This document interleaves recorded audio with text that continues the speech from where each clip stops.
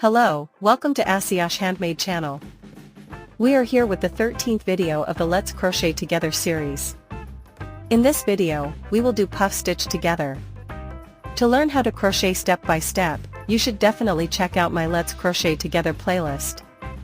Let's start. Yarn over. Insert hook and pull up a loop. Yarn over and pull up a loop. You will now have 3 loops on your hook. Repeat YO and pull through, yarn over again, insert your hook into the same stitch, and pull up another loop. Repeat this process a total of 3 to 5 times in the same stitch, until you have 7 to 10 loops on your hook, depending on how puffy you want the stitch.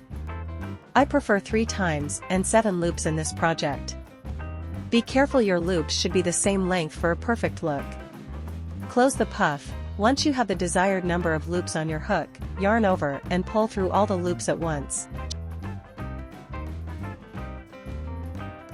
Chain 1, to secure the puffy stitch. Let's crochet a puff stitch again.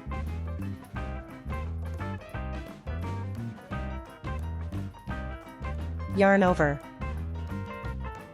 Insert hook and pull up a loop.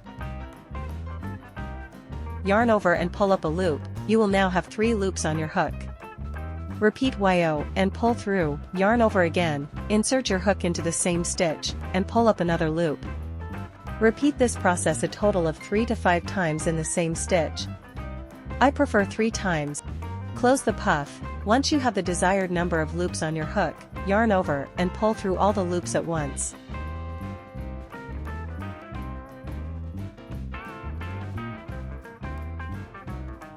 Chain 1, to secure the puffy stitch.